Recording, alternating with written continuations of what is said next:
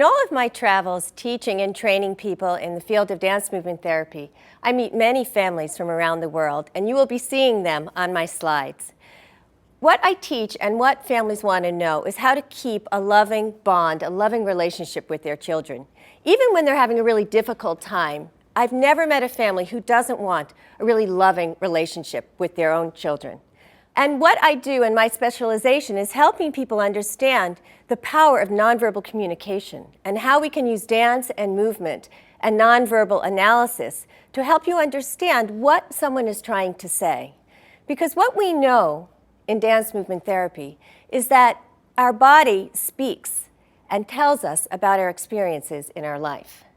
And what I emphasize is that dance, in its broadest interpretation, is a wonderful tool to help people understand how to connect and really develop and build this bond between themselves and their parents. What we're accenting in dance is the idea that our nonverbal expression and the details of our nonverbal expression really tell us about ourselves and our past experiences. What we know in dance therapy is that all movements have the power to share and to express something. So now I'm going to have you watch this sequence of me dancing with a little boy from Prague. And you're going to see some of the tools that we use, which are about mirroring and attuning to the person that we're moving with. Here, it's a child. And in this sequence, it's going to be hard to know who's leading who because we're having such an attuned communication. We're trained to pay attention to the finest details, to the speed, to the tempo, to the fluidity, and even to the strength and the lightness of how someone is moving. And all of these qualities put together tell us about the person's what we call movement signature. What I like to say is that our bodies and our movements tell stories that speak about our experiences and our past and our history. Now, get ready. I'm going to show you a slide. I want you to really feel your response to this slide. Not just what you're thinking about the slide, but how it feels in your body. Now freeze. Hold your pose. Meet Myrta. She's a little baby from the Netherlands. Her parents sent me this photo. Pretend you're her parents and interact with her right now.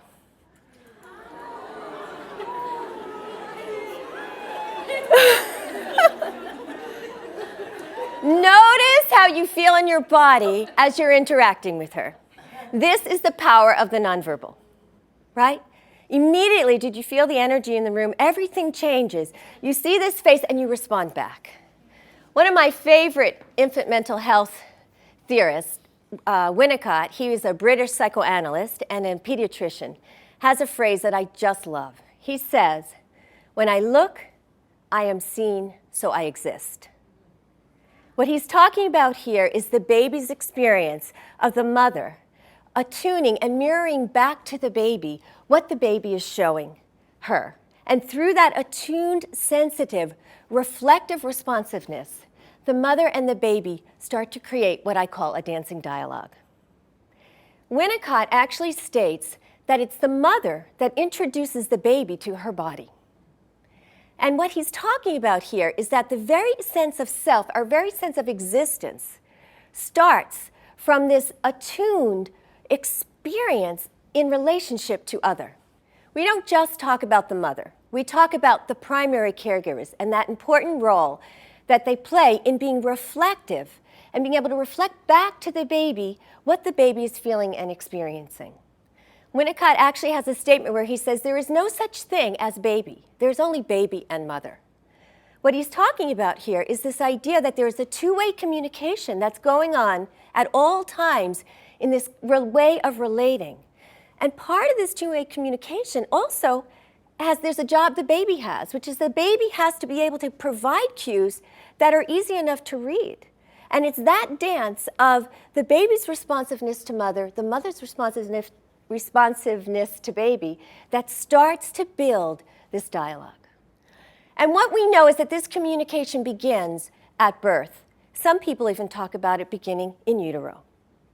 This way of speaking and connecting never ends. So the baby's very sense of being and feeling alive is dependent on these early experiences between self and other, and most often between the primary caregivers and the baby. What we're emphasizing here is that the baby's experience is first felt really experience through her nonverbal and multisensory levels. And so this is where the body and movement really come into play and are paramount for how we develop. Now, in this next set of slides, pay attention to how much is communicated body to body without a word being spoken.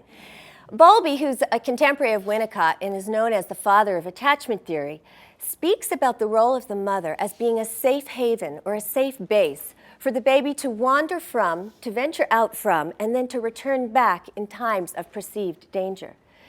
And perceived danger, it's what is important there. If the baby's feeling uncomfortable in the environment, the baby needs to know where mother is so he can go back and trust that she's there for him. Here we see mom, in just the tilt of her head and the embrace and kind, soft embrace she has with her baby, is connecting to her. And there's a lightness and a little smile emerging for baby, and off again she goes. What we're finding now in current infant mental health and neuroscience research is that there's really a scientific basis for this felt experience. What we know is that the brain and the way the brain develops is really built upon these nonverbal experiences based on relationships. Babies first learn about themselves and the world around them in the context of relationships that are felt on this nonverbal level. These experiences are felt through postures and gestures, the quality of someone's touch, where we place ourselves in space in relationship to the baby, even the rhythm and the timing of our actions. What we know is that it affects how the baby's brain actually gets wired. So early relationships and brain connections are among the key factors that set the tempo for the child's ability to regulate their mind and their body and help them manage through life's ups and downs. So now let's watch this dad and his sensitivity of connecting to his baby. Take a moment to look at this baby's face. And what's your reaction for a moment? What do you feel? Right? Now watch what happens. Do you see that softness, that tilt of the baby back to dad and dad towards the baby? He completely changed his facial gestures. And there they are. The baby's composed and able to engage again. So what we know is that sensitive parenting that's responsive and supportive to the baby's nonverbal actions and gestures actually helps the babies build their capacity to regulate their emotions, to calm their body down, and to help their brain work smoothly and effectively. So attuned, responsive, reflective reactions and interactions build the baby's capacity. This is good news for dance therapists because what we know here is that, in essence, nonverbal movement experiences build a child's mind, their thinking skills, how they feel about themselves, and how they get along with others. And so dancing is a way to put all this research together while stimulating creativity. And what we know is that babies learn best through experiences with others, not through electronic media, not through videos, but rather through body-to-body felt experiences that they get to explore. In this era of so many sedentary activities and the rise of obesity with children, we need dance now more than ever, right? Yeah. Yes. So I've put all of this research together and have created a system called Embodied Parenting. And this is what I teach my families. Embodied parenting is parenting from the felt experience, understanding the importance of reading your child's nonverbal cues and understanding how much you're communicating nonverbally as well. I have several concepts that I've created to help families understand this, and some of them you will recognize because they do come from dance therapy. It's a common dance therapy understanding that we all need to be seen and heard and understood for who we are. First and foremost, we need to be watched and witnessed from a place of wanting to know what we need without prejudice. We need to our parents need to be interested in understanding what it is we're trying to say rather than just correcting what it is that we're doing. Second, we all need to be heard. And heard, I'm speaking about the need to really be listened to. Rather than jumping to what we think our child is trying to say, we need to stop and listen. The next is held. Now here I'm speaking about the idea that we all need to know that we're being held in the minds of our parents. That babies need to know their parent is thinking about them and caring for them, even when they're not nearby. In this way, the baby starts to feel like the world is a safe place. And then, babies need to be hugged. Physical contact, loving, body-to-body, playful physical contact is essential for babies to be able to feel themselves and also to feel connected to others. So, let's all do it.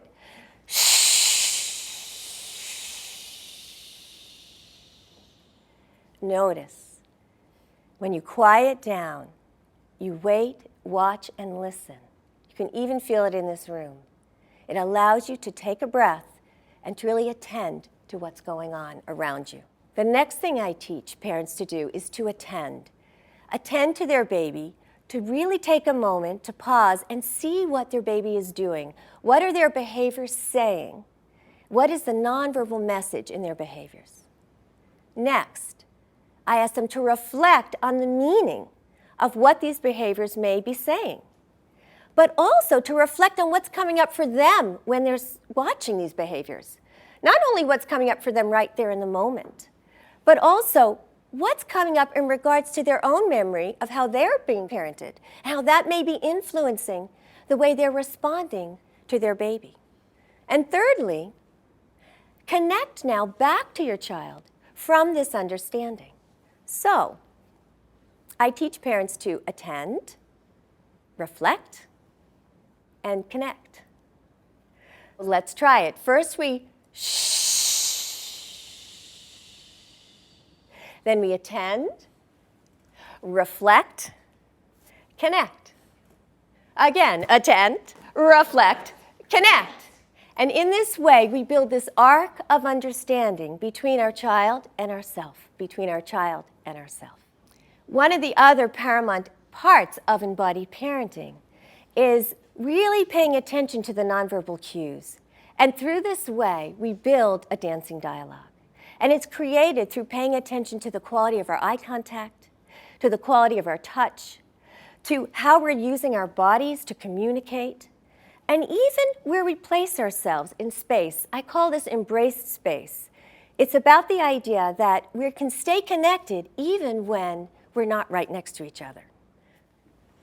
Now imagine with me what the world would be like if we started connecting with our babies and dancing with them right from the beginning, truly dancing in this attuned way.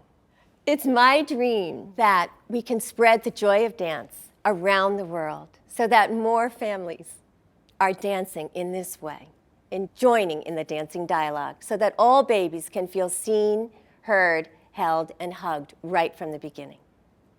Thank you.